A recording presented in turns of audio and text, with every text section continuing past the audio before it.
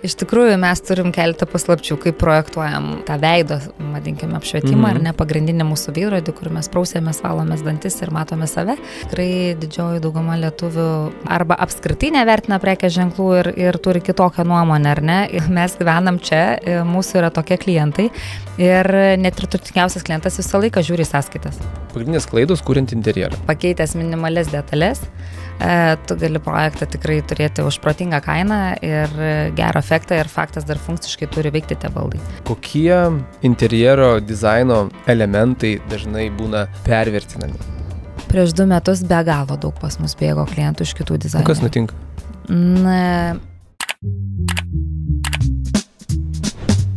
Laiptų aukščiau. Pradedam. Labas. Šiandien laiptų aukščiau lipsime su Ainė Janušienė, prekės ženklo Išmanus interjeras įkūrėja. Labas, Ainė. Labas. Tai pradžiai, kodėl Išmanus interjeras? Išmanus interjeras. Išmanus interjeras iš tikrųjų atsirado be labai ypatingos istorijos. Tiesiog vieną dieną sutikau savo būsimą vyrą ir jis, klausydamasis mano istorijų, ką aš veikiu gyvenime, ir kuo aš gyvenu, jam šovė tokia idėja, kad reikėtų per naktį iš manęs padaryti tą prekinį ženklą, sukurti išmanų interjerą. Ir taip atsirado Išmanus interjeras iš tikrųjų, dėl to paprasta ta istorija. O, apskritai, kas tave įkvėpė būtent dirbti ne kažkokį samdomą darbą, o pradėti savo karjerą kaip interjero dizaineris ir kaip savo prekės ženklą? Kažkasgi turėjo tavo gyvenime tokį vykti? Taip. Iš tikrųjų, pati esu baigusi architektūrą magistrą, bet taip gyvenimas pasisuko, kad bakalauro baiginėjant mirė mano tėtis, kadangi mano tėvai buvo verslininkai ir verslai buvo labai glaudžiai susijęs su architektūra, pastatų renovacija, baldų fabriką jie turėjo, tai nuosekliai po jo mirties taip gavosi, kad įsiliejau šeimos verslą labai greitai, kitaip tariant, mirtis buvo netikėta ir aš turbūt turėjau užaugti per naktį ir per naktį pradėti dalį to verslo valdyti. Tai ir išplaukė, turbūt architektūra buvo truputėlį apleista, perėjau labai stipriai baldų projektavimą, gilinausi į mūsų fabriko specifiką, kaip mes dirbam, ką mes darom, ko mums trūksta, kokios silpnosios pusės turbūt buvo. Ir atnešusi visą tą architektūrinį mąstymą, ko aš išmokau, tobulinau tą įmonę. Natūraliai iš baldų projektavimo pradėjo gimti paprasti dalykai, vizualizacijos. Tais laikais labai mažai kas darydavo profesionalijas. Todėl sugalvojau, kad tai yra arkliukas, ko mums reikėtų šiandien, parduoti prekę greitai, estetiškai ir brangiai. Visada kokybė atneša ir kainą teisingai. Taip. Tai to pasekoje tiesiog klientai pradėjo prašyti daryti interjerus. Tada buvau truputėlį pasipūtus, kad ir jauna ir sakiau, ne, aš architektė, čia architektūra, aš tai juk būsiu didinga architektė. Interjeras nelygis, ne? Tai interjeras nelygis, čia greit patvarkysim šitą įmonę, sustabilizuosim mūsų šeimą ir mes važiuosim tuo, ko aš svajojau būti. Bet taip gavosi, kad nuvažiavau interjerus ir pradėjau daryti tuos interjerus, pradėjau matyti juose grožį, pradėjau matyti juose irgi architektūrą, pradėjau matyti, kad tikrai stiprų ir gerą interjerą padaryti neužtenka menkų žinių iš tikrųjų, tai nėra tik spalvų derinimas, tai yra turbūt, 10 minučių projekto darbo spalvų derinimo, man asmeniškai. O visa kita tai yra didžiulis juodas darbas ir tikrai labai daug architektūros jame irgi yra. Tai grįžtam prie istorijos, koks buvo klausimas? Jo, tai toks klausimas ir buvo, žinai, kas tave atvedė ir tą tokį asmeninį norą tapti verslininkė ir apskritai savo karjeros kalvių. Taip, tai o verslininkė turbūt tai tėvų pavyzdys. Kažkaip, kai augi tokio šeimoje, natūraliai tas ateina ir turbūt klausimų net nekyla, ką tu veiksi gyvenime ir kaip tas gyvenimas dėliojasi. Tai čia tiesiog išplaukė turbūt nuo vaikystės tas. Tai, nežinau, kad turi daugiau negu vieną verslą. Kai kuriems žmonėms net ir vieno verslo per daug, o tikrai žinau, kad turi 2. Tai kaip tu sekasi susidoroti ir su kokiais didžiausiais iššūkiais tu susiduri kasdieniai veikloje ir apskritai, kaip galima tai? Nežinau, ar yra tiek daug tų iššūkių, nes šie verslai papildo vienas kitą. Tai pirmasis yra Išmanus interjeras ir darome interjerus. O sekantis tai yra baldų prekyba internetu ir turime fizinį saloną. Tai iš kur apskritai atsirado antras verslas, tai man labai trūko projektuojant interjerus gražių baldų Lietuvoje. Ir už prieinamą kainą lietuviams, nes visą laiką gali siūlyti klientams Milano lygio, čia apie Milano parodas kalba, aišku, pristatomus prekės ženklus, bet tikrai didžioji dauguma lietuvių, kaip čia pasakyti, arba biudžetą šitoje vietoje mum apkarpo, arba apskritai nevertina prekės ženklų ir turi kitokią nuomonę, ar ne? Ir tada tu susiduri, kad tuo metu, prieš 8 metus, aš susidūriau, kad iš tikrųjų rinkoje trūksta labai stilingų baldų už prieinamą kainą Lietuvos žmonėms.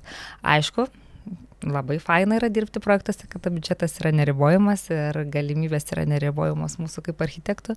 Tai darbai tikrai yra tobuli ir fantazija yra beribė.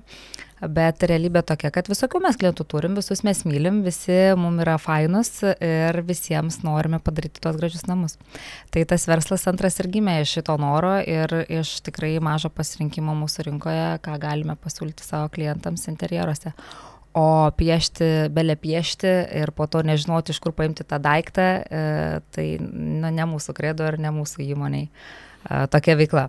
Tai va, tai tikrai mes daug iširties įdami patį interjerą, į parinktus daiktus, kuriuos mes vizualizacijose supiešiam ir labai tiksliai laikomės jų, tam, kad interjeras būtų iki galo gražus. Todėl reikėjo man dar vienos platuvės. Iš esmės jūs piešiate tai, ką realiai galima būtų pagaminti, iš tikrųjų. Pagaminti arba nusipirkti.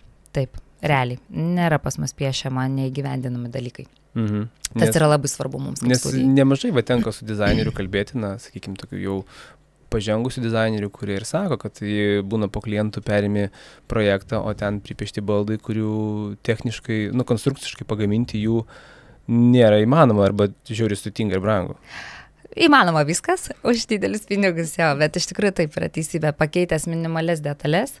Tu gali projektą tikrai turėti už protingą kainą ir gerą efektą ir faktas dar funkciškai turi veikti tie baldai. Baldai yra antras pasaulis, kuriame aš užaugau irgi baldų fabrike. Tai visiškai trečias turbūt projektavimas, architektūra, dizainas ir baldai.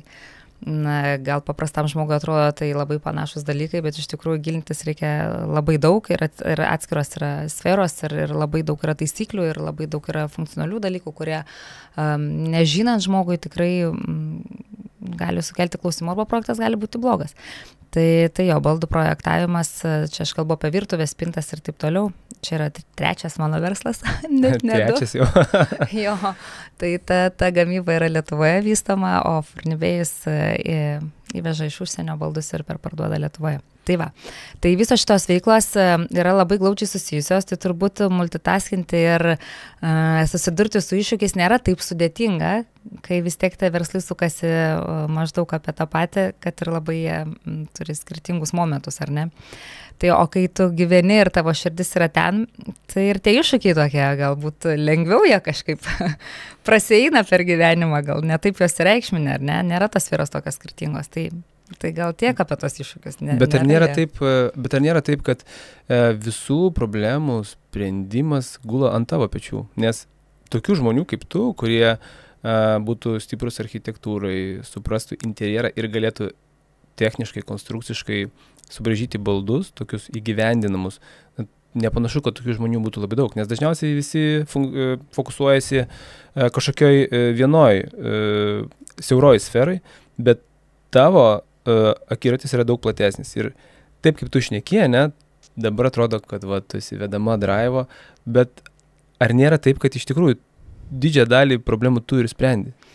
Faktas, kad įmonės savininkas ir tas veidas, su kuriuo bendrauja klientai, tai jisai daugiausia tų problemų ir sprendžia, bet be savo tobulos komandos aš tikrai to viena nepadaryčiau.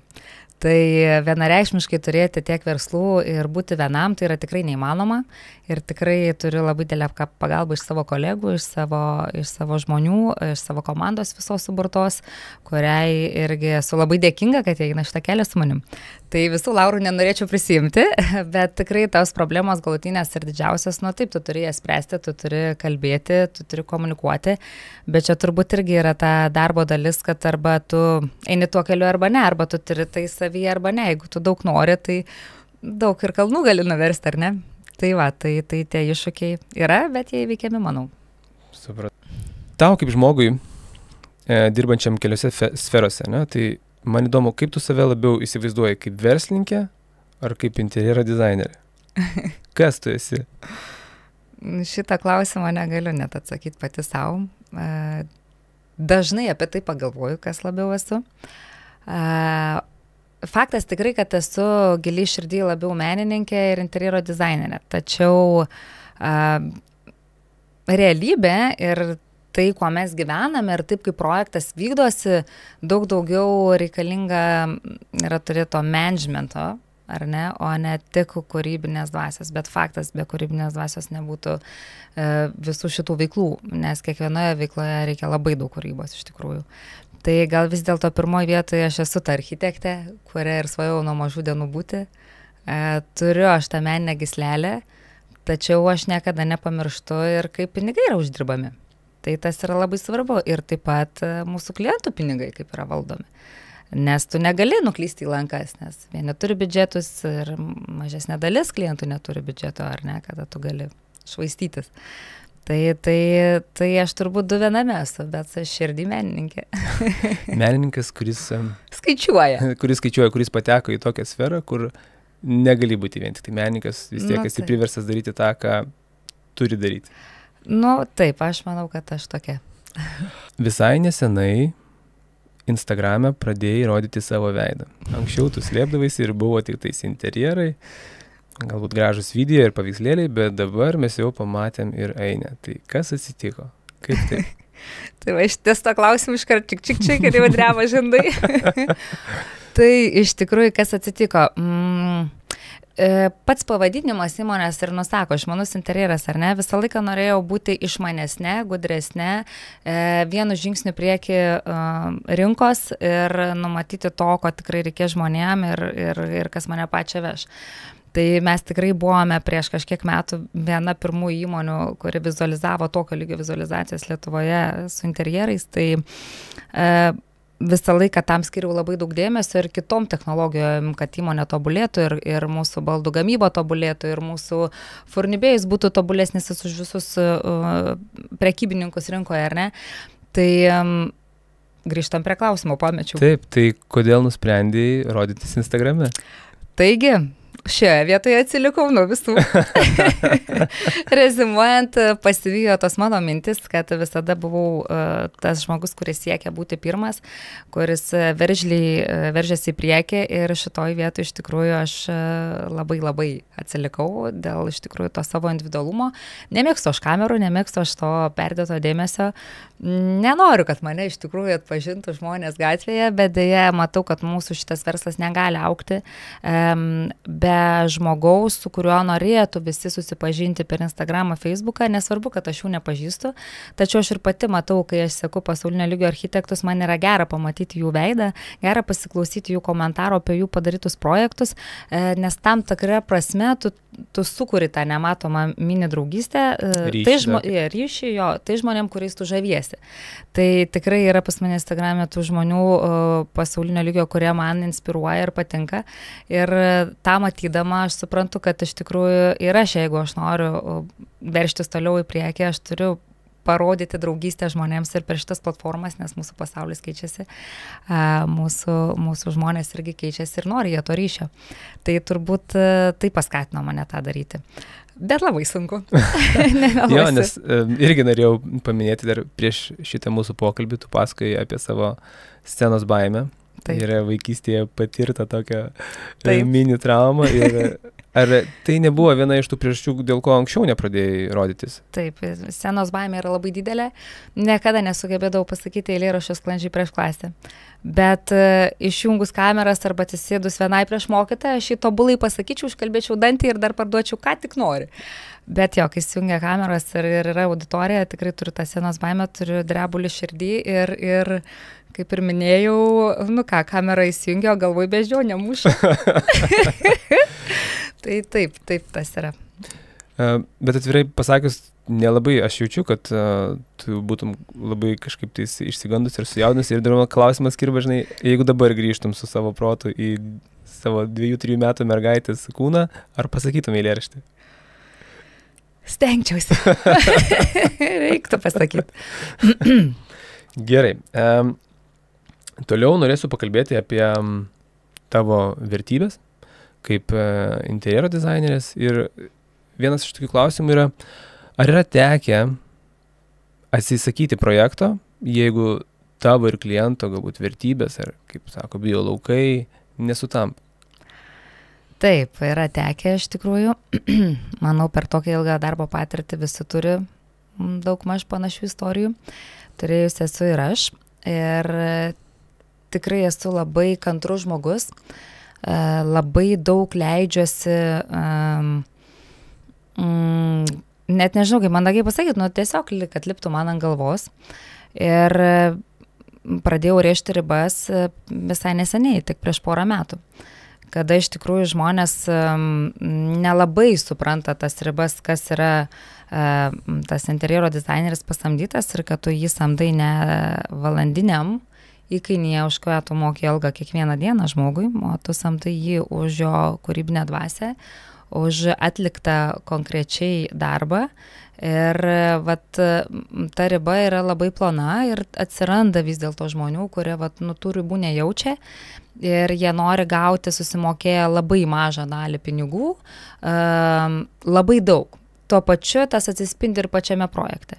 Dažniausiai, bet tikrai ne visi klientai, tikrai mes, iš tikrųjų, aš galiu pasakyti, 98% mūsų klientų yra nuostabus, nesvarbu, koks yra biudžetas, nesvarbu, kokio interjero stiliaus jie nori, jie yra tobuli, fainos, supratingi žmonės. Bet tai yra į metus koks vienas atvejis, taip jeigu jau ryškiai išryškinus, kada tikrai nesusikalbu su klientu ir prasilenkia lūkesčiai, prasilenkia supratimas žmogaus, tu netgi bandai išaiškinti žmogui, kad jūs turite tokius užmojus, kokių netgi erdvė kitą kartą negali gyvendinti, ar ne, turim 50 kvadratų, o norim pilies. Tai ir tokie rezultatai, kur yra nesusikalbėjimas labai didelis. Norimas vienoks rezultatas, bet neišeina jo pasiekti, nes tave riboja aplinkybės, ar ne? Tai nuo architektūros statinio pačio, tai ar namas, ar būtas būtų, iki kitų dalykų, gyvenimo būdas ir taip toliau. Tai tai tų įvykių tikrai yra buvę. Ir taip aš pradėjau rėžti tas ribas ir atsisakyti tų projektų ir nebeapsikrauti. Ir netgi per pirmą mūsų susitikimą ar kavos gėrimą su klientais, aš visada baigiu savo prisistatymą ir pasakojimą, kaip mes dirbsime, sakiniu, kad jūs išėję pamastykite, ar jums sueina čakra su manimi, nes jau ir mes esam studija, kada ir mes norime dirbti smagiai ir patogiai.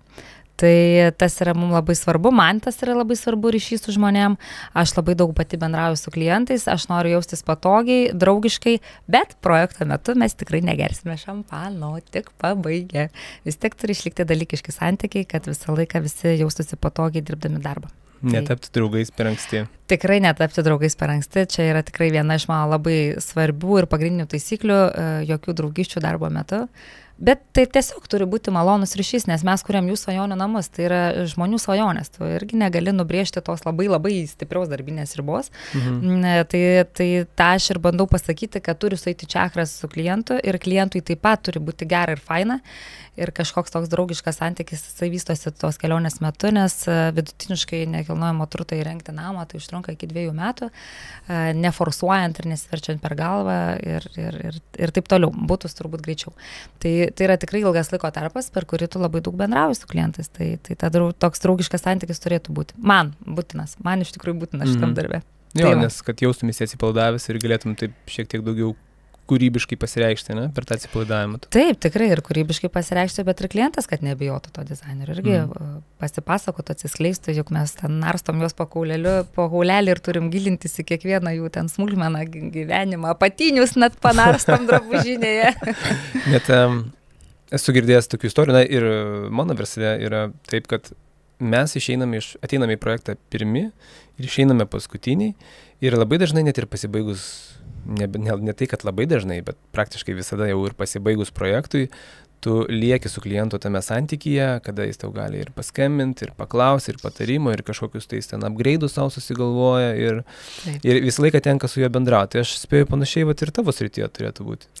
Oi, labai panašiai. Pas mus, kas smagiausia, per tiek metų darbo, iš tikrųjų aš turiu be galo daug klientų, procentaliai tai galvoju, tikrai daug, kurie grįžta su sekančiais turtais. Tai yra vaikai užaugo, reikia vaikams įkurti namus, sodybos, poilsio namai, atostogų namai, sekantys namai. Tai čia yra turbūt didžiausias įvertinimas, kada jie grįžta ne tik su dekoru ar kokį šviestuvą, ar audinį reikėtų pakeisti, ar užuolaidas, ar ne pagyvenus namuose, bet jie grįžta su kitais nekilnojamas turtais ir jie prašo pagalbos juos rengti. Tai tikrai mums yra labai smagu kartu augti su jais. Nes ir jie mato mūsų augimą. Kažkada buvo, kai mes atsiradom ir dabar, kai ateina irgi jau komentarai būna, geras, kaip jūs užaugot, kaip jūs pasikeitėt, kiek jūs daug visko dabar žinot, kaip jūs kitaip dirbat negu tada. Tai jeigu tada buvo fainiai, tai kaip faina, kaip dabar, juos gali nustebinti iš tikrųjų. Geriausias įvertinimas ir turbūt geriausias pardavimas, jeigu jau klientas sako savo draugui, kas jam padarė ir gerų žodžių paminėtas, kai tik jau parduotas yra projektas. Tikrai. O perinat prie pačio interjero, ne? Ir apie interjero techniką noriu pakalbėti. Kokia yra jūsų filosofija kuriant interjerą? Kaip jūs į tą interjerą žiūrit, nes daug įvairiausių turbūt turite ir objektų, turbūt tai namai, gal nežinau, ar biurus dirbat ir kaip jūs tą interjerą darot ir kokią filosofiją remiatės? Filosofija net tokio kažkokio... Gal nepavadinkim tą filosofiją, bet nežinau, stilius į kažką tai turi atitikti. Vis tiek tu turi kažkokį tais savo braižą, ne, savo arkliuką. Supratau, klausimą jau dabar ausi. Taip, tai iš tikrųjų pas mus pagrindinis stilius, kuris iš tikrųjų daug metų buvo ir vis dar šiandien yra, tai yra moderni klasika. Prieš daug metų aš labai pamilau tą stilių, jis buvo tikrai naujas Lietuvoj, daug dėjau žinių, kad gerai jį padaryti ir atlikti. Daug keliavau, daug parodų aplankiau, daug turėjau konsultacijų nuo statybininko, santechniko iki brandinių baldų projektuotojų ir parduotuvių. Tai ir susiformavo natūraliai turbūt, nes man tai buvo gražu. Ir tai yra arkliukas iki šiandien. Tačiau vėl grįžtant prie to pačio, kad visą laiką sekam madas į priekį, gyvenam pasauliu, ne Lietuvos rinką, o patys gyvenam pasaulinę rinką, stebim ir augam kartu su pasauliu, tai šiandienai tikrai labai yra populiarus Džepandi stilius, kurio mes iš tikrųjų šiandien jau darome 50% projektų, 50 modernios klasikos, 50 Džepandi. Ir truputį turi minimalizmo projektų, kurie irgi yra mums gražus, fainus. Visas tas erdves, kad ir Google, jie iš tikro kūrė taip, kad jos būtų labai patrauklios, įtraukiančios, linksmos. Po kažkiek laiko visi pamatė, kad tai iš tikro yra labai laikinas sprendimas. Perlipti per save ir galbūt dalinai lietuvišką mokymą, kad yra viskam taisyklės ir turim vadovėlius. Ir tada ir projektai gaunasi truputį unikalesni kitą kartą. Nesakau, kad Lietuvoje nėra unikalių, tikrai yra jų daug. Nes tai, kaip tu pasakoji, skamba praktiškai kiekvieną dieną kaip meditacija. Nes jie tiesiog kultūriškai be galo daug turi pasitarimų. Visas jų verslo rutuliojimas, sprendimų priėmimas yra paremtas susirinkimais. Lietuvoje jų jau daugiau yra naudojama ir daugiau kreipiama dėmesio į žmonių tą gerbuvį, kaip jie atsipalaiduos. Tu turi pats suprasti, ar tavo darbas tave pakrauna, ar jis iš tavęs siurbia energiją. Tu paminėjai 3 stilius. Moderni klasika, Japan kažkas, ką pirmą kartą girdžiu. Ir dar 3 buvo... Minimalizmas, kurį mes mėgstam, bet mažai mes jo darom. O Japan kaip jis vadinasi? Džepandi. Džepandi. Galėtum papasakoti man apie Džepandi interjero stilių? Mūsų įmonėje aš dažniausiai pati susikuriu ir pastiprinu tam tikrų stilių istoriją. su klientais ar pasakodama, bet iš tikrųjų grįžtant prie ištakų, Džapandi stiliaus labai stipro šaknis yra japonų atneštas minimalistinis interjeras ir labai daug jo detalių, tai iš tikrųjų jo yra šaknis. Bet kaip aš matau tą Džapandi šiandien, 21 amžiui mutavusi ir kitaip pristatoma tiek Milane ir kitose pasaulinio lygio parodose, tai vat, aš turbūt apie šitą savo tą naujadarą Džapandi šnekėsiu, ar ne, nes galimai gali atsirasti kritikų daug, labai gerai išmanančių interjero dizainą ir architektų, kurie galėtų kritikuoti mano pasakymą, bet tai yra mano stilistika, mano kelias, kuo aš einu ir mano projektai, kuriuos aš parduodu klientam, tai man kas yra Džapandi, tai yra šviesus medis, medžio spalvų gali būti daug, nuo pačio šviesiausio medžio iki riešuto nueinačios spalvos, ta paletė turbūt būtų nuo to iki to einačios. Labai daug apvalių formų, labai daug meškiuko tipo audinių, ar ne, tokia, gal esat matę boklė audiniai, meškiukai tokie gul, dabar merginos visos vaikšto su tokiais kaulinukais, viskas tinka šitam stiliui, net ir šitie kailinukai, tai šitas stilius ir aišku, jame yra to minimalizmo, tikrai nėra blink efektų, blizgančių auksų, chromų, bet metalų tikrai yra. Jie visi prislopinti, šlifuoti, dažyti, toks šiaip pradžioje, kai aš tą stilių pamačiau prieš 5 metus, turbūt labiau man jisai tiko atostogų namams, pajūrys, kažkas tokio, bet šiandien dienai tikrai mes darome ir labai daug gyvenamųjų namų, ir būtų, ir jisai labai yra gajus, ir labai išpopuliarėjo jau ir Lietuvoje. Ir turime savo braižą lygiai taip pat šitam stiliui ir patinka man jisai, tikrai. Tai iš to, kaip tu pasakai, aš suprantu, kad jisai toksai, matau tą, žinai, minimalizmą, tokias medienos, tokį vyruojančią medieną, o kaip su sienam, betonas, dažot ir kaip tame? Sienos. Į sienas atsineša mikrocementas, molio tinkas, akmens imitacijos dariniai, kurie labai yra šiandien populiarūs, ar ne, struktūros tokios imituojančios uolas, akmenis. Tai su sienomis labiausiai turbūt visi šitie momentai eina. Tai bet pagrindas yra mikrocementas, molio tinkas iš tikrųjų šitiems interjerams. Bet mes ir neišvengiam ir medžio tekstūrų, taip pat ir medžio paneliai ant sienų, ir paneliai dabar modifikuojam, yra apvalias formas į bangas.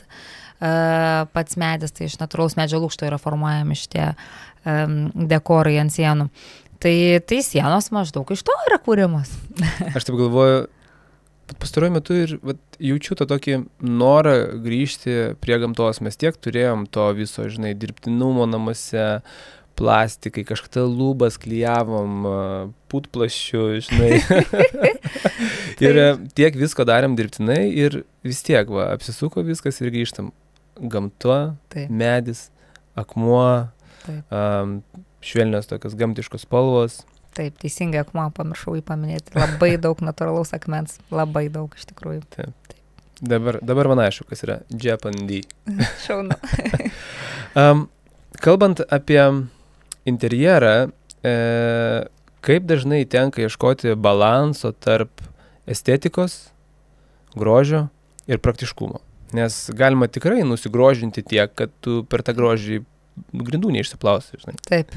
Teisybė. Iš tikrųjų, praktiški dalykai yra labai svarbus man kaip žmogui ir architektui taip pat, nes tai yra dalis tavo rekomendacijos kitiems, apie ką mes ir kalbėjom. Jeigu tu padarysi tik labai gražiai, bet nepraktiškai, tai namuose, kuriuose nėra neįmanoma gyventi su vaikais, su augintiniais ar tiesiog, tai nėra namai iš tikrųjų, tai yra jau parodinės salės ar ne, arba tai yra nuomai skirti kažkokie objektai pritraukiantis daug dėmesio ir tai iš to yra daromas verslas.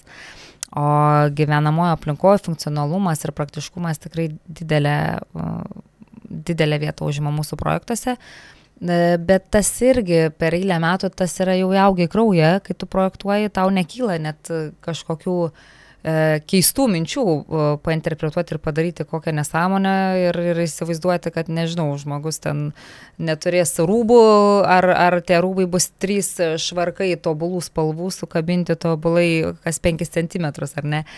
Tai kažkaip faina iš tikrųjų pamatyti internete ir viešoje erdvėje daug tokių projektų ir vizualizacijų, bet realybė yra kitokia ir tu turi sudylinti su tuo, bet tu visada gali truputėlį atsinešti ir nepraktiškų dalykų, kurie kūrė interjerų irgi visai kitą jausmą, tai yra išskirtinumą labai didelį, to, ko neturi kaimynas.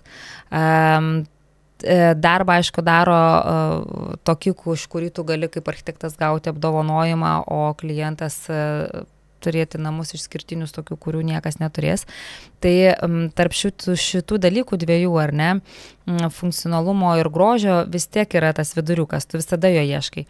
Tu vis tiek pabandai tikinti klientą, kad čia ir čia gal mes mažiau praktiškai padarom, bet mes turim wow efektą, bet ten, kur iš tikrųjų yra praktiškumas reikalingas, kasdienybėje, nu, tu jį atsineši, bet visą laiką praktiškumą galima filkti labai gražiais rūbais, užkabinti labai gražius auskarus, kaip aš sakau, ir visas interjeras atrodys tobulai ir veiks funkciškai irgi tobulai. O kokią galėtum pasakyti didžiausią nesąmonę, nepraktišką, bet galbūt gražią, kurią tu matei, kad kažkas daro, bando įgyvendinti, bet galbūt tu pati supranti, kad nublemba, nesąmonė. Marmuras ant virtuvės stalviršio. Nepraktiška.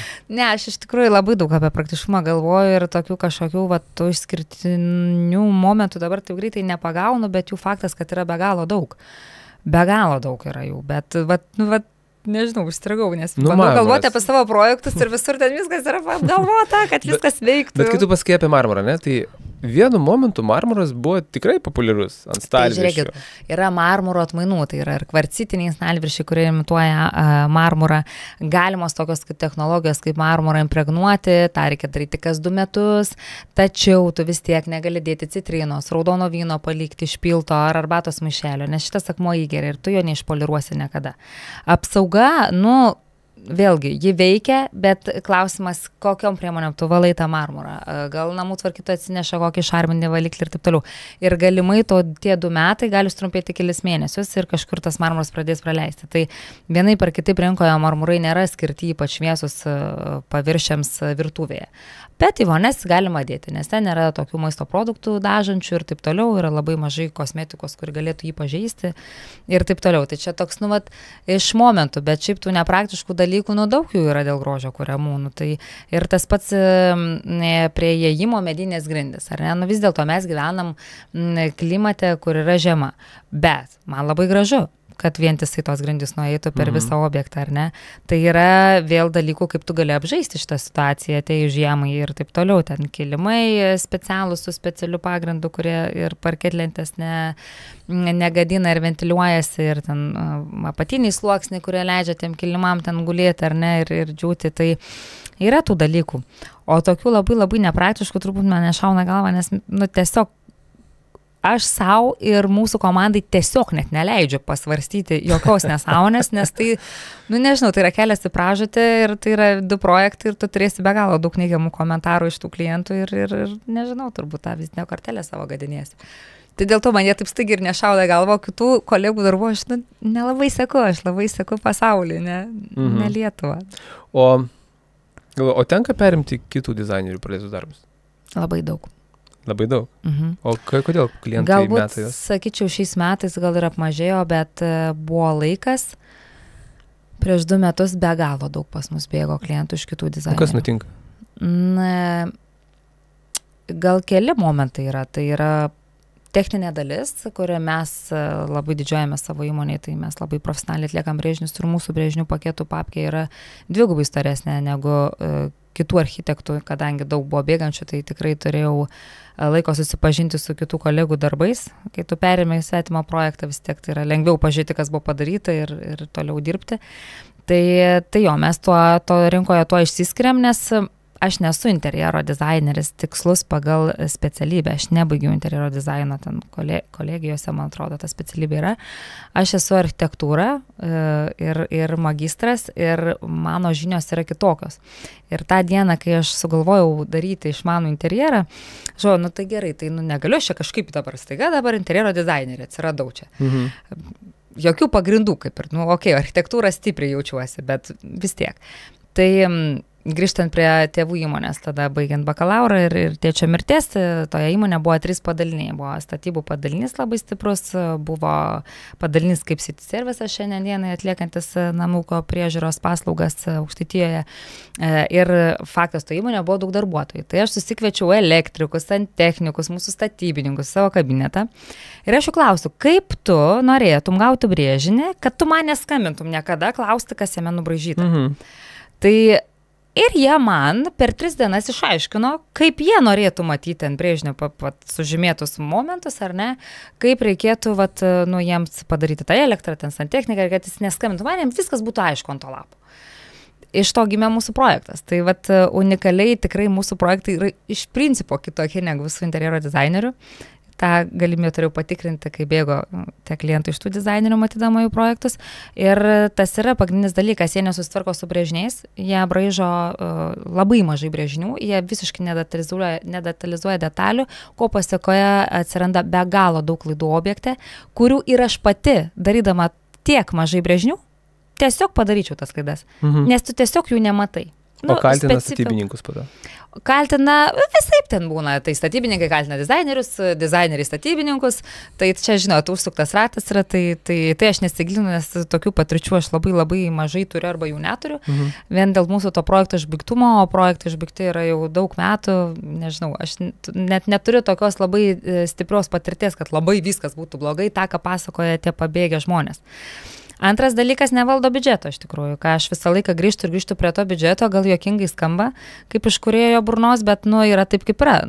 Mes gyvenam čia, mūsų yra tokie klientai ir net ir turtingiausias klientas visą laiką žiūri sąskaitas. Vienaip ar kitaip, jiem yra įdomu, kiek jie išleidžia tų pinigų. Tai ir vėl tada tu turi gairės ir kiti dizaineriai nelabai susitvarko su tomis gairėmis. Aišku, visur yra proto ribos. Aš irgi negaliu padaryti interjero ten pilies už nežmoniškai mažai pinigų. Tai yra man irgi neįveikiama užduotis iš tikrųjų. Tai yra tas proto ribos visur.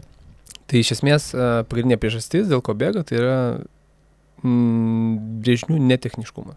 Aš taip. Taip.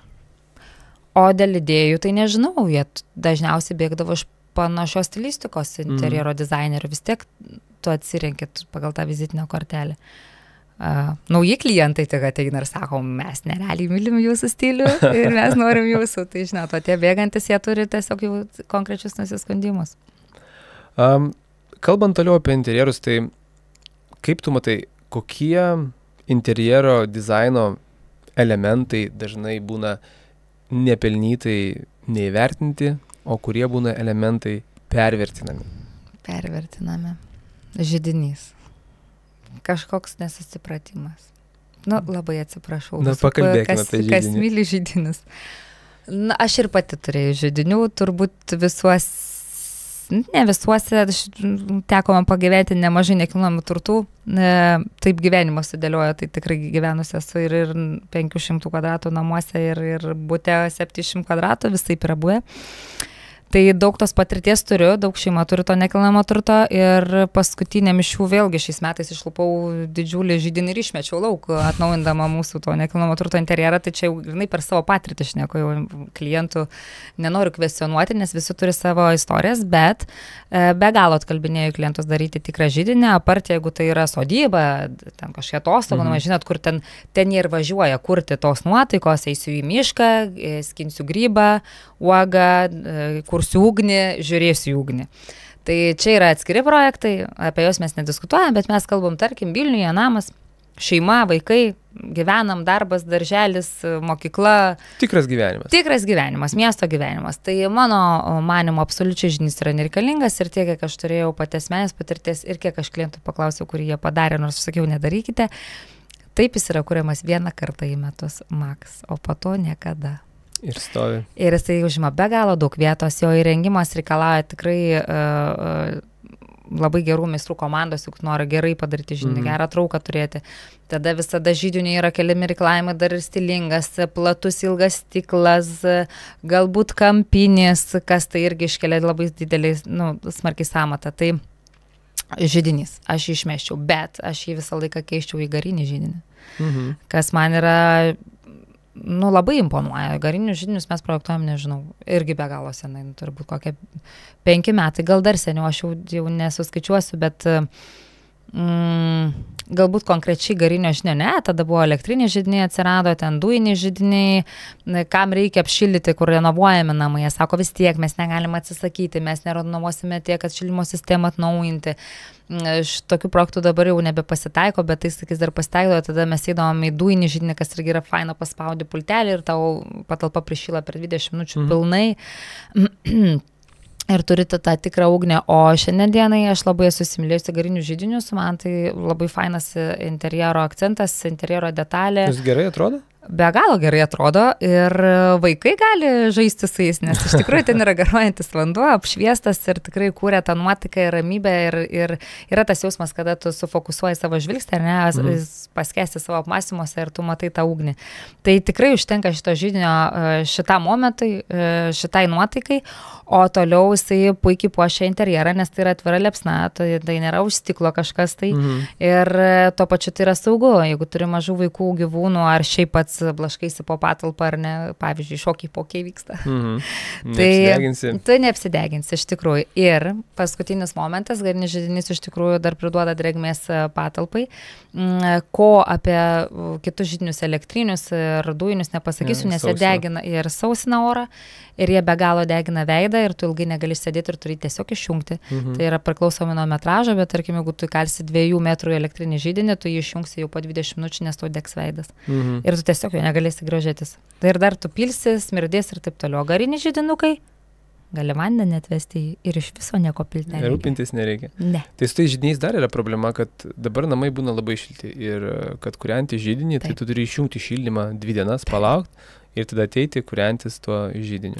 Taip, o jeigu dar kokios pas tave kapiliarinės lubos įrengtos, jeigu pas tave dar yra gera rekuperacinė sistema, geoterma, tavo visi davikliai šauna į viršų, nieks nebesusireguliuoja, namas nebežino, čia ar be šaldyti, ar be šildyti, jis pradeda šaldyti vidury žiemos tave, pasigavę davikliai kažką, nu tai jo. Žiūrėk, tu ne židinių žmogus. Ne. O kas dar? Židiniai, okei. Nepraktiška, nežinau, aš daugiau gal sakyčiau praktiškų dalykų. O kas nepakankamai vertina, praktiškų dalykų? Man atrodo, nepakankamai yra vertinamos skaitlentės kartu su gartraukiais, nors tai yra senas produktas rinkoje. Mes buvom pirmieji turbūt Lietuvą prieš 8 metus įvežę Boros skaitlentę, atsimenu, čia buvo wow projektas, nes siuntėme architektūrinius planus, kad Boros fabrikas suprojektuotų jų išėjimo visą mazgą į kaminą.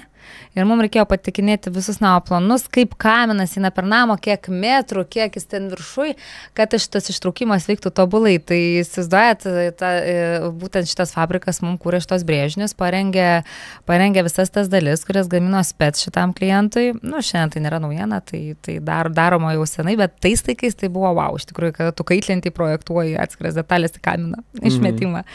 Tai va, tai aš manau, tai yra nevertinas procesas dėl to, kad rinkoje buvo paleisti tikrai pigiausi Elikos modeliai, kurie sugadino žmonių tą grįžtamą į ryšį apie šitą produktą, nes ten ir sunkiai valas, ir jinai vibruoja, ir jinai skleidžia garsus, ir ten yra visokių dalykų, ir tie pirmieji modeliai tokie, sakyčiau, užgavo mūsų rinką, suformavo tą mąstymą, kaip ir nuo senų laikų buvo liejamas akmuo, ar ne?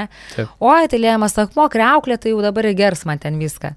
Nu taip, nes tų laikų produktas buvo viena įmonė, ten vardais nesakysiu, kuri vežė liejamą akmenį, net sparų nekam, ir jis iš tikrųjų gerdavo ir tikrai būdavo sudėtinga švalyti. Ir šiaip rinkoje buvo užplūsta ten lenkiškų pigių kriauklių tų akmens masės, kas irgi sugrovė. Tai yra mitas. Nu, tai tu paėmęs bet kokį liejamą akmenį geros firmos Koreaną ar Samsungą, jis niekada nieko neįgeria. Ten yra tavo murzinimo lygis, jeigu tu kriauklės riebalų nesugebi per savaitę kartą išsiplauti.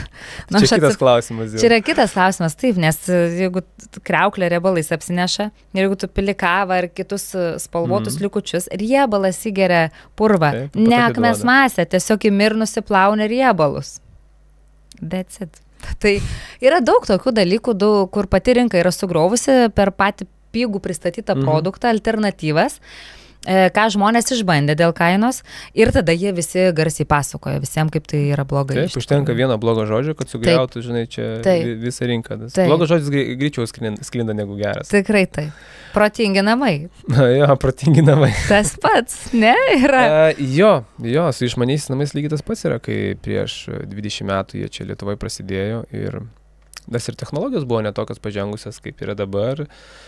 Ir tie, kas įsirengia, o namas savo gyvavimo laikotarpį turi gan ilgą, kaip minimum, žinai, gali ten ir 50 metų tas namas stovėti, o jau technologijos 20 metų pasenusios ir žmonės skundžiasi ir iki pačios dienos pasakoja istorijas.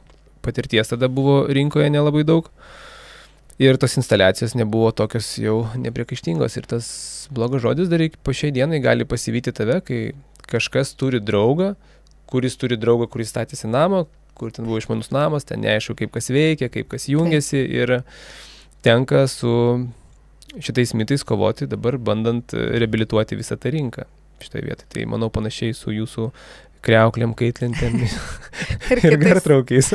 Ir židiniais. Nes gari nežinant, kas yra fainiai. Taip. Pagrindinės klaidos, kuriant interjerą. Kur tu matai, kad galbūt tu ir kitų projektų stebi, žinai, ir jie irgi ten matai tokių klaidų, kur galvoja, kad čia nais kažkaip tais gal ir negerai čia bus klientai, jeigu bus tai padaryta. Ar klientai patys ateina su kažkokiam idėjomis, pavyzdžiui, Pinterest'o prisižiūrėjo ir... Klaidos. Faktas, kad yra daug tų klaidų, bet tai labai priklauso nuo projekto dydžio turbūt. Kuo didesnė kvadratūra, tuo mažiau jaučiasi klaidos, nes ten tu daug gali išpildymo turėti. Turbūt mažos kvadratūros būstuose tu labai turi apgalvoti viską, kad viskas būtų patogu ir viskas veiktų tam name būste.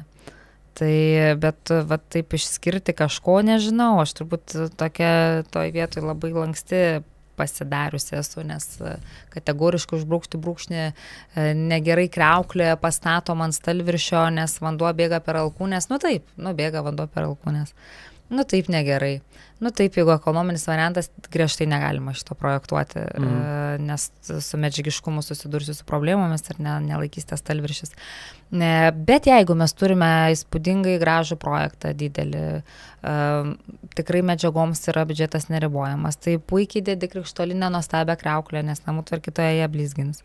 Dedi nuostabų stalviršį atsparo drėgmei ir tegul bėga per tas alkūnes vanduo žemyn ant to stalviršio ir nieko tau nenutiks ir turėsi nuostabų projektą. Tai tokių dalykų yra daug, bet senais laikais gal tų klientų įpratintas, tu praktiškai ten grindis tik vinilo, kad tik su traktoriu galėtų dar po 100 metų vaikas atvažiuoti ant tų grindų.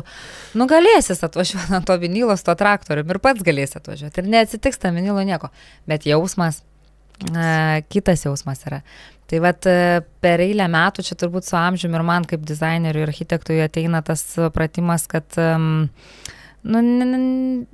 kiekvieną situaciją tu gali kitą požiūrio kampą turėti, tą kriauklę ar tą vinilą, ar ne. O kitas sako, bet tai ne čia pas mus nuoma, tai ne čia mūsų verslas, mes iš to uždirbam, bet tai ne čia kavinė, bet tai ne čia juk su batais visi vaikščios. Tai ir dedi tą vinilą, nes mes norim medžio imitacijos grindų. Tai žinot, tai labai, aš nenorėčiau kategoriškai nukirsti galima, negalima, dėčiau, nedėčiau, daryčiau, nedaryčiau. Tai labai priklauso nuo kliento, nuo objekto, ką mes projektuojam ir nuo dvasios ir jausmo, ką mes turime atsinešti, nuotaikos ir koncepto.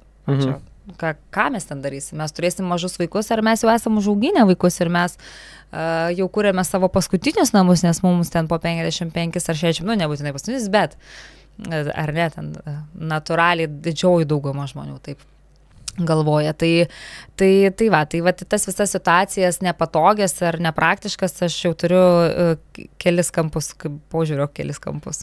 Tai va, tai nenorėčiau daug kritikos duoti daugam. O kalbant apie apšvietimą, apšvietimas yra irgi labai svarbi detalė interjere, estetikoje, apskritai jausme namuose. Taip. Kaip jūs dirbate su apšvietimu? Sakykime, kaip jūs projektuojate apšvietimą? Mes šį apšvietimą iš tikrųjų projektuojam iš kelių apšvietimo grupių, kurios sukuria scenarijus, ką daro ir protingo namo sistemos, ar ne? Aišku, tu gali ir paprastai klavišiukai susikurti tuos scenarijus, tai Faktas, kad yra funkcinis apšvietimas, apie turbūt kalbėti nereikia. Ir tada yra foninis apšvietimas, kuris dar gali pasiskirstyti tuos scenarius, apie ką mes kalbam, ką labai puikiai pritempia protingo namo sistemos iš tikrųjų ir per jas yra labai smagu tą daryti per aplikaciją telefone, ką mes prieš tai ir kalbėjom, ar ne. Tu gali turėti vakarienę scenarijų, tai reiškia dega turbūt stalo šviestuvas ir kažkokie foniniai apšvietimai ir paslėpti ledai ir sieniai šviestuvai. Groja kažkokią foninę muziką turbūt, ar ne. Mes galime turėti vakarėlių konceptą, mes galime turėti apšvietimą skirtą filmų vakarui ar vaiko mygdymui lėliuko, ar ne. Tai tas apšvietimas skirstosi funkcinį ir foninį, kurį aš turbūt į šakas paleidžiu ir tada kuriu tos scenarius, ką labai padeda padaryti protingo namo sistemos. Tai aš kaip suprantu, jūs ir stengiatės projektuoti tokį apšvietimą, ne, kad jūs jau galvojate apie tai, kad žmonės gyvens tam tikrame scenariuje, ne, arba vakarieniaus, arba skaitys, arba žais ir kažkaip stengiatės apgalvoti, kokio apšvietimo reiks tose vietose, kad jis ten būtų, reikiamo stiprumo. Ir... Taip, būtinai reikiamo stiprumo ir kaip jisai valdysis ir koks šiltumas iš tikrųjų yra. Tai taip stengiamės tikrai labai apgalvoti ir koncentruotis į tas vietas ir dar parinkti ne tik patį apšvietimą funkciškai, kokią ten lemputę sukasi, bet ir dizainą to šviestuvo, nes tai irgi yra labai didelė reikšmė, kaip jisai stoja, kaip jisai atrodo, kokią žinutę jis neša tam visą mūsų interjerą ir sustiprina to pačiu ir interjero stiliaus jausmą, ar ne, vieni šviestuvai ten modernioje klasikoje geriausiai žiūrisi, kiti Japandy, modernas, tai jie stilistiškai yra be galo skirtingi ir jų sklaida šviesos irgi yra skirtinga. O tai jūs skaičiuojate kažkaip tais šviestuvų galingumus, liumenus, diagramas apšvietimo darot? Kažkiek mes darome, iš tikrųjų, kada to reikia, mes tikrai pasidarom, bet turbūt per tiek metų praktiką, tai jau vėlgi tas apšvieta plaukia iš širdies.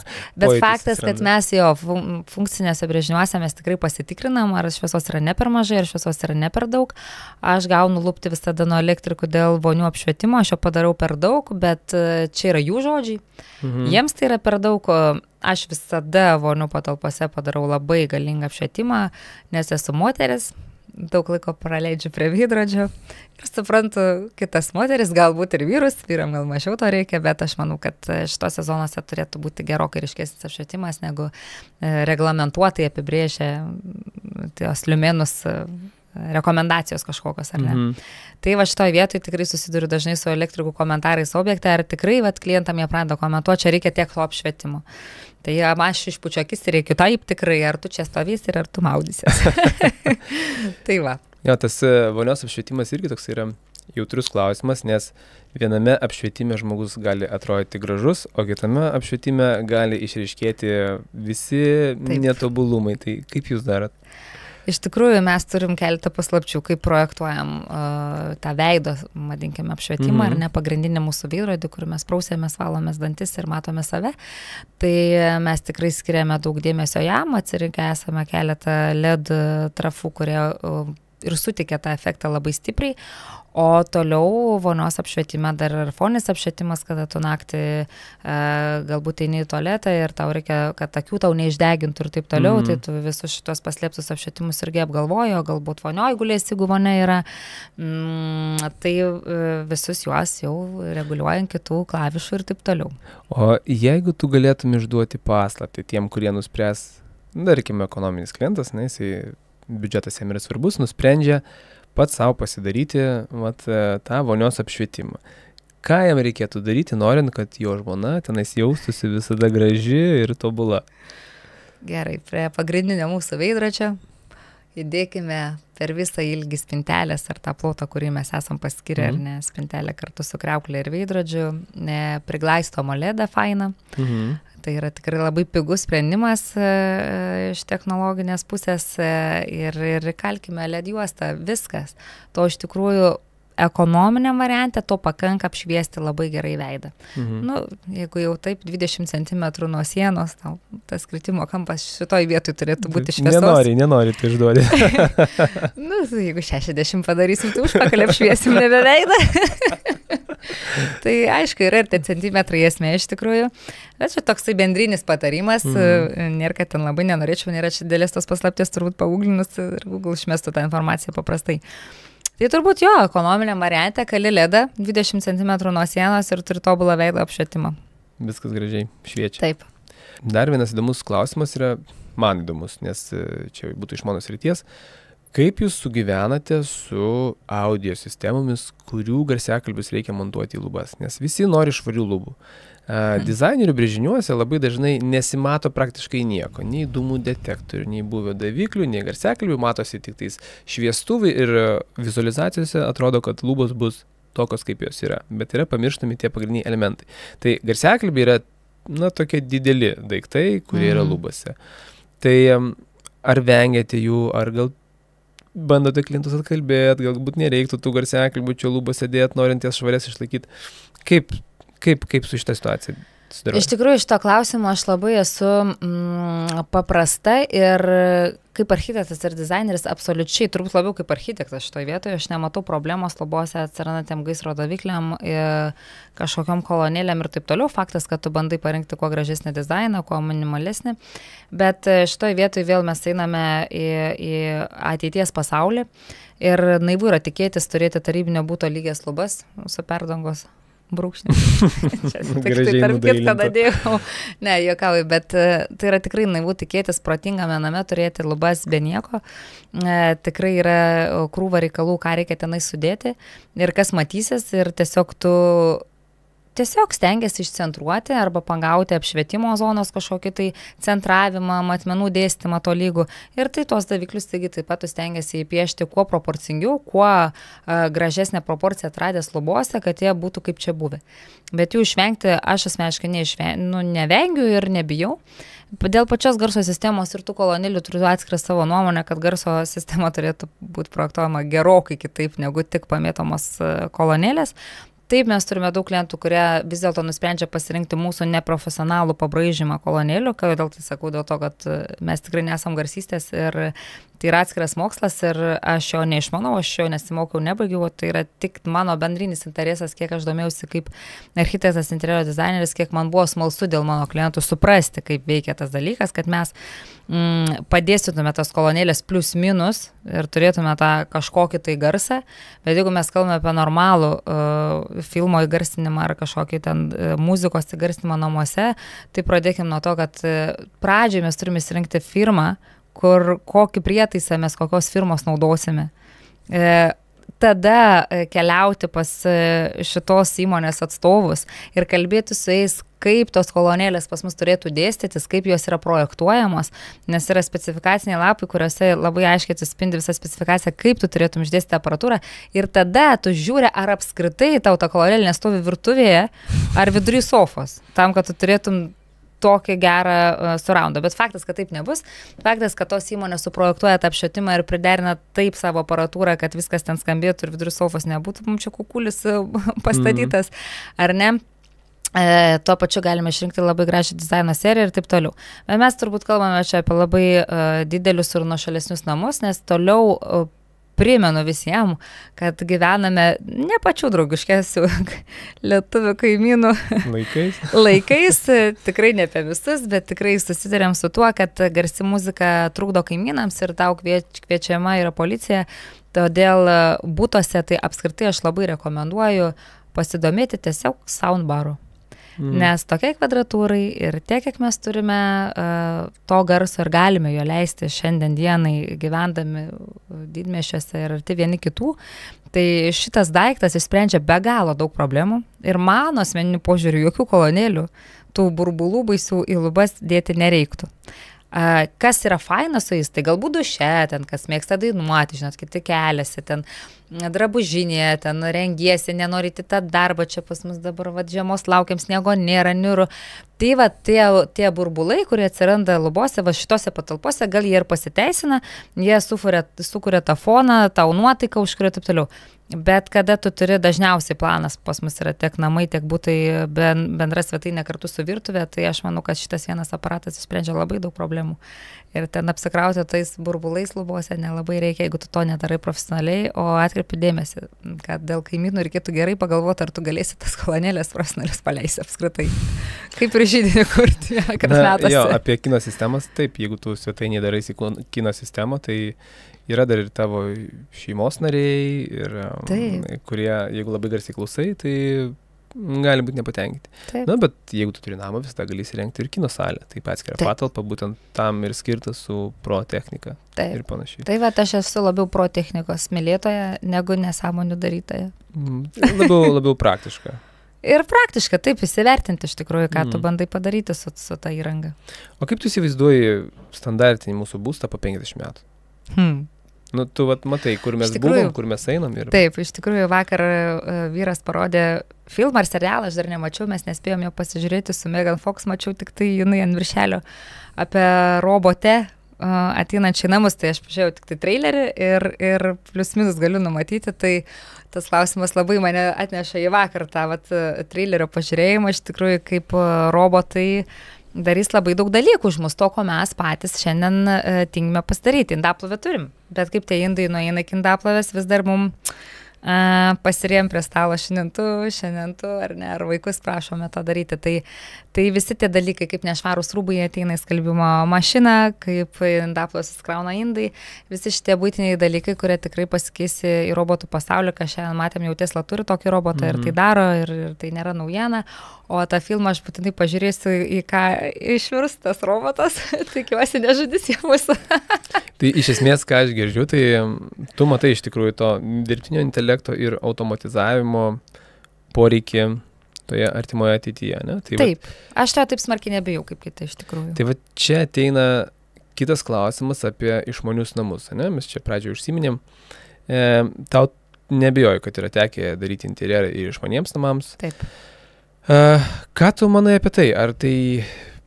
Ar išmanus namas apskritai jums kaip interjero dizaineriams palengvina kažkokią tai užduotį, apsunkina ir kaip tu matai tą klientų patirtį būtent šituose namuose? Aišku, kad palengvina, nes projektavimo darbus mes dalinai darome tada su įmonė, kuri ir atstovauja tą protingo namo sistemą ir kuri diegs tą sistemą.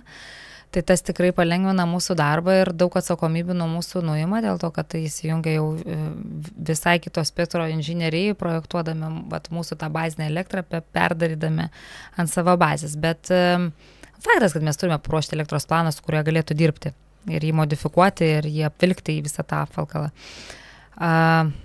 Ko dar klausėm tame klausime? Ar jums sprendžia kažkokias problemas, ar tik tai pasunkina? Ne, sprendžia tikrai daug problemų, kada tu interjerė nenori turėti, kaip aš vadinu, jungiklių harmonikos ir ten stovėti ir spėlioti, kas ką uždegs, nes protingo namo sistemos ir jungikliai yra jau sukonvertuoti į vieną rėmelį, ten daug funkcijų galima įdėti. Tai gal reikėtų atkreipti dėmesį, kad tas įpročio klausimas turbūt, žinot. Pradžioje irgi atrodo sudėtingai ten valdoma viskas, bet kaip ir durys, į kurią pusę darosi, ar ne, tai yra savaitės įpročio klausimas naujam nekilnojamam turte, kai tu apsigyveni. Tu pripranti. Prie visko yra priprantama, o tada tai tau pradeda nešti džiaugsmą ir patogumą ir tada tu įvertini tą kokybę. Tai gal šitas vienas barjeras yra, kas to nebijo. Tai tikrai darosi protingo namų sistemas, diegiasi, tikrai jaunimas labai tą vertina. Galbūt vyresnio amžiaus žmonės jau sako, užteks mums tų 3 jungiklių ir tų 3 lempų, ko aš nenusileidžiu, 3 lempų tikrai neužteks. Tai va, nes aš ir galvoju, žinai, 3 lempos. Ne, tikrai neužteks, tai šitoje vietoje mes einame kompromisus ir darom pusę harmonikos ar kažkaip. Bet irgi susiduriu su tokiu požiūriu, bet čia vėlgi yra požiūrio klausimas, gerbi tu klientą, gerbi jo pasirinkimą, jo gyvenimo patirtis ir tu klausaisi, ko jisai nori ir darai vienaip ar kitaip, bet man yra džiugu, kad iš tikrųjų jaunimas eina to išradimų keliu, jiems tai nėra sunku, jiems yra lengva, aš ir pati pažiūriu savo 12-metį sūnų, kaip jisai valdo kompiuterį ir kaip aš nors daug dirbu su kompiuteriu, tai jau matosi tas miklumas ir supratimas ir perpratimas bet kokio įrenginio visai kitoks negu mano, nors nesijaučiu dar sena. Taip, tai dėl to yra faina, džiaugiuosi ir aš manau, kad mes visi judėsim tą linkmę. Tai jeigu taip įvertintum procentiškai, tarkim, dabar iš 100 tavo projektų, kiek būna išmanių? Iš 100 projektų. Vis dėlto gaila, bet ne tiek daug, žinokit, turbūt gal sakyčiau procentais kokie 40%, nedaugiau. Na čia visai nemažai, tai o po 50 metų? Aš tikiuosi, bus 90.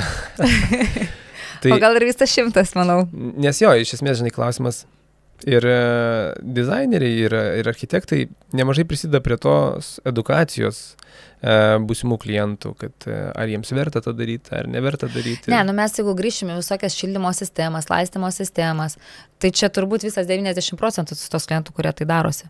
Iš tikrųjų, tai, aš jau labai pradėjau giliai galvoti apie atskiras sistemas. Taip, aš apie tokias specializuotus momentus, kur mažiau žmonių renkasi. Tai.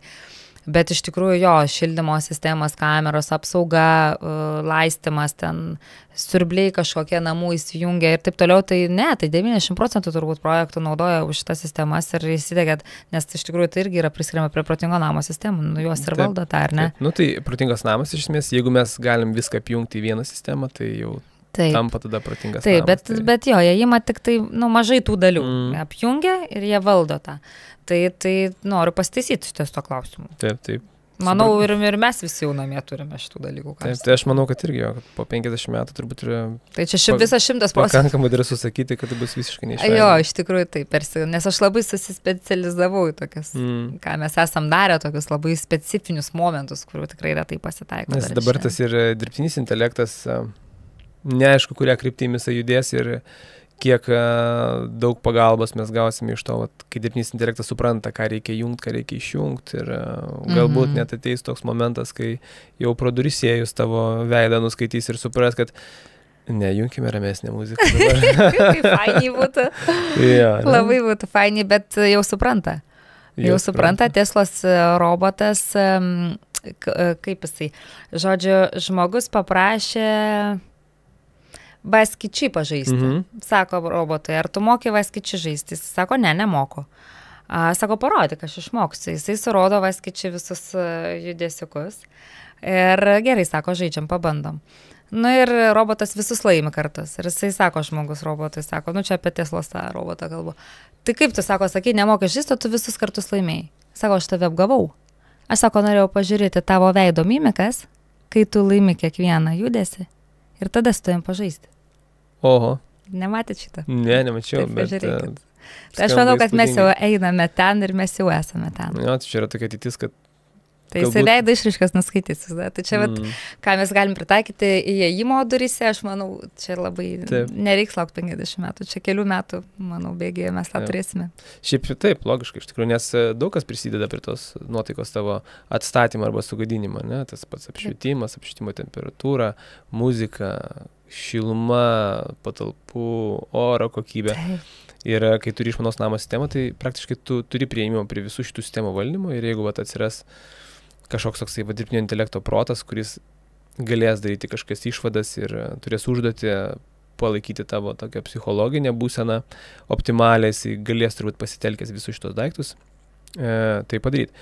Taip pat manau, kad tie, kurie jau dabar turi išmanius namus įsirengę, galbūt dar nėra šitos sistemos padarytos, galės turbūt integruoti nesudėtingai būtent tokius sudėtingus algoritmus į savo namus. Tai turbūt jo, po 50 metų, irgi, ko gero, tai bus turbūt tiesiog standartas. Manau, bus greičiau. Taip, jeigu mes nesusinaikinsime, ne, per artimiausią 20. Nes, kaip sakau, tas dirbtinis intelektas toks yra, kad nebūtų toks dviešmenis kardas. Bet kiek aš jo domėjausi, jis vis tiek yra labai treniruotas ir mokytas dalykas. Taip. Kaip aš jį supratau, kaip man aiškino IT specialistai, tai yra tiesiog labai daug scenarijų ištreniruotas robotas, kuris vis tiek negali pats pradėti galvoti. Jis tik gali turėti begalę scenarių, kuriuos gali pritaikyti. Gal dėl to aš jo taip ir nebejau, nežinau. Taip, tai gal dėl to kol kas ir mes dar čia ir sėdime, ne? Sėdėsim, draugai. Bus to vaikai to rūpinsis. O grįžtant prie to išmanaus namo dalyko, ne? Tai kai darėte išmanius namus, tai dėl kokių funkcijų žmonės norėjo juos rinktis? Nes vis tiek žmogus ateina kažkokį savo vaizdą susidaręs, yra kas jam tas išmanus namas yra. Ir ateina pas tave, sako, eina, čia bus išmanus namas. Ar jūs sakot, tau reikėtų čia išmanus namas? Ne, čia turbūt priklauso nuo žmonių charakterio savybių ir lygiai taip pat yra žmonės, kurie nori naujovių savo gyvenimą ir tie, kurie nenori. Tai čia turbūt pirmas bruožas, kuris išsiskiria iš jų, kad jie yra inovatyvūs, jie veržlus, jie savo asmeniniuose gyvenimuose yra be galo veržlus žmonės ir jie domisi viskuo, kas yra nauja ir tai priema plačia širdim, nebijodami kažko. Tai čia turbūt pirmas faktorius. Tokie žmonės, tokios asmenybės. Antras momentas turbūt yra grožis interjere, ko jie irgi ateina pas interjero dizainerį turėti gražius namus, o tai yra viena iš sudedamųjų dalių, ar ne? Tai mes turime visai kitus pasirinkimus, ką mes galime projektuoti ant sienų ir kaip tai galima dėstyti ir kiek tai vietos mums užims ir taip toliau. Ir nežinau, kas dar veda juos tą daryti. Turbūt norėjimas valdyti savo namą per atstumą. Daug keliaujantys žmonės, turintys užsieniuose savo verslus arba atostogų namus, nebūnantis. Labai dažnas lietuvis dabar žiemą praleidžia svetur, o namas juk negali būti užkonservuotas. Jisgi šiais laikais yra kaip gyvas organizmas, jis turi kvėpuoti, būti, šilti, apsaugoti visas medžiagas iš vidaus ir jo klimatas visas vidaus. Tai taip, vagių atveju ir taip toliau, tai labai daug yra faktorių, dėl ko jie nori tas sistemas dėkti. Ir man patinka, fainiai, dėgiam.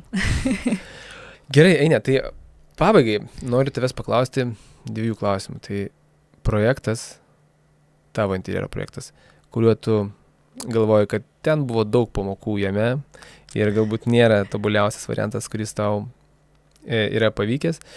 Ir iš kitos pusės projektas, kuris tau yra, žinai, širdžiai mieliausias ir kai tu pagalvoji apie tai, ką aš tam gyvenime nuveikiu, kad tavo šmėšteli minti būtent tas vienintelis projektas. Tai gal pradėkime iš pradžių nuo to, kur ne viskas pasisekė, kaip tu norėjai, ne? Ir kas būtent įdomu nepasisekė.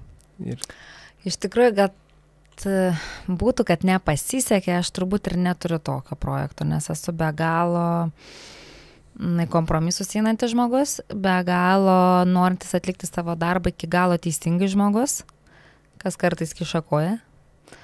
Ir aš tokio turbūt nesu turėjus, bet esu turėjus projektą, per kurį labai daug visko išmokau ir man pasisekė, kad aš turėjau fainą labai klientą.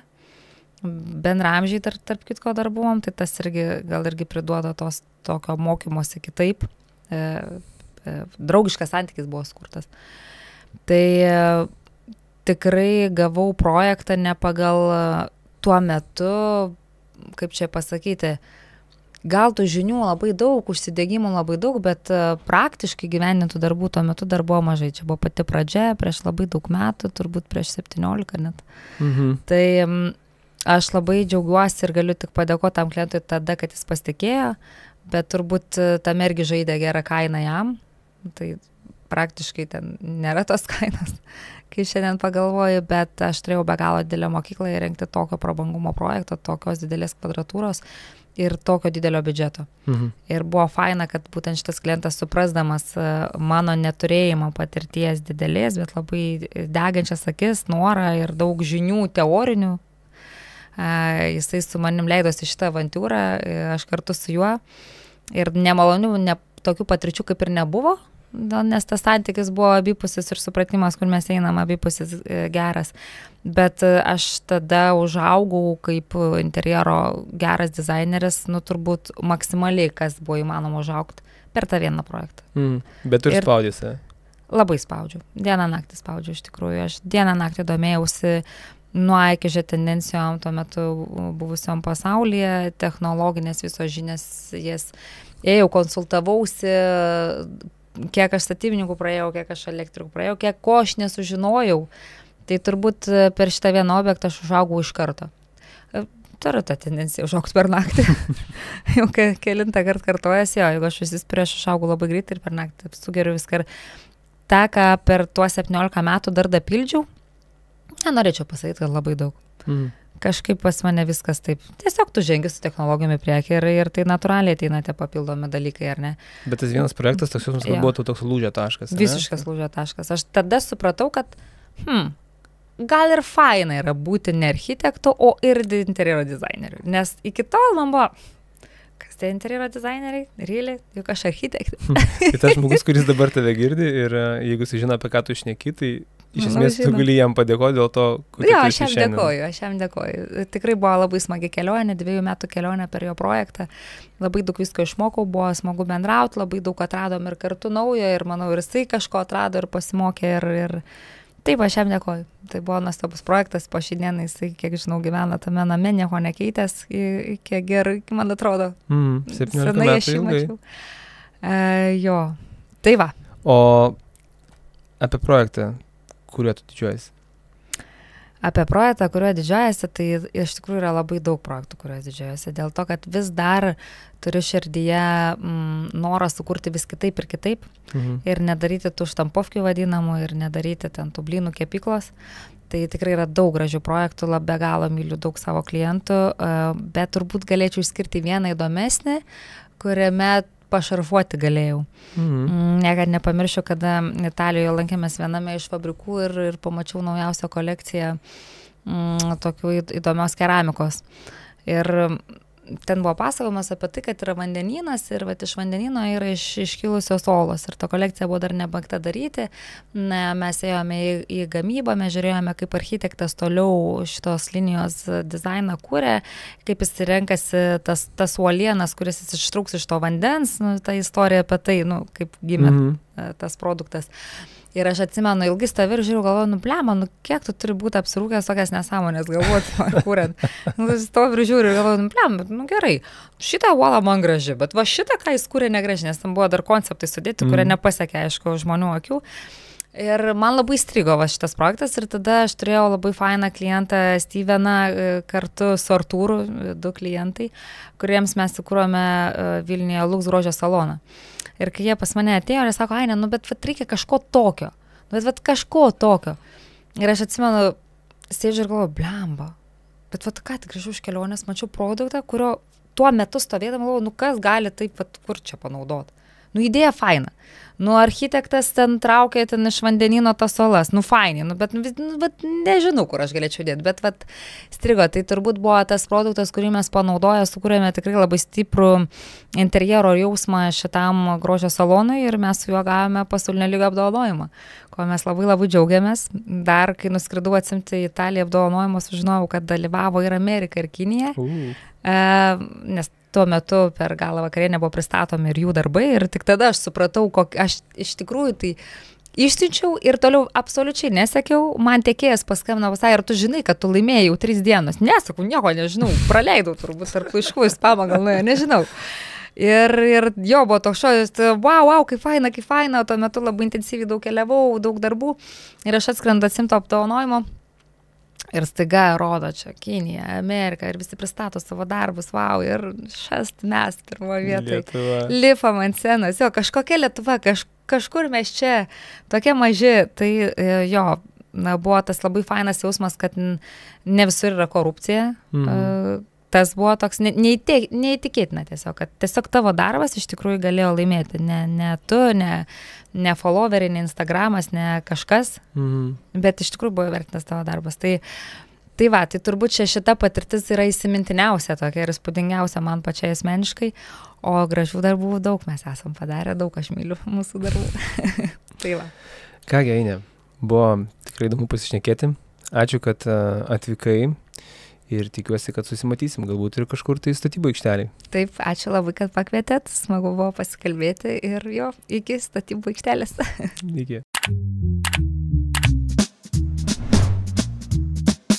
Visas tas erdves, kaip ir Google, jie iš tikro kūrė taip, kad jos būtų labai patrauklios, įtraukiančios, linksmos. Po kažkiek laiko visi pamatė, kad tai iš tikro yra labai laikinas sprendimas. Perlipti per save ir galbūt dalinai lietuvišką mokymą, kad yra viskam taisyklės ir turim vadovėlius. Ir tada ir projektai gaunasi truputį unikalesni kitą kartą. Nesakau, kad Lietuva nėra unikalių, tikrai yra jų daug, tik tais. Nes tai, kaip tu pasakoji, skamba praktiškai kiekvieną dieną kaip meditacija. Nes jie tiesiog kultūriškai be galo daug turi pasitarimų. Visas jų verslo rutuliojimas, sprendimų priėmimas yra paremtas susirinkimais. Lietuvoje jų jau daugiau yra naudojama ir daugiau kreipiama dėmesio į žmonių tą gerbuvį, kaip jie atsipalaiduos. Tu turi pats suprasti, ar tavo darbas tave pakrauna, ar jis iš tavęs siurbia energiją.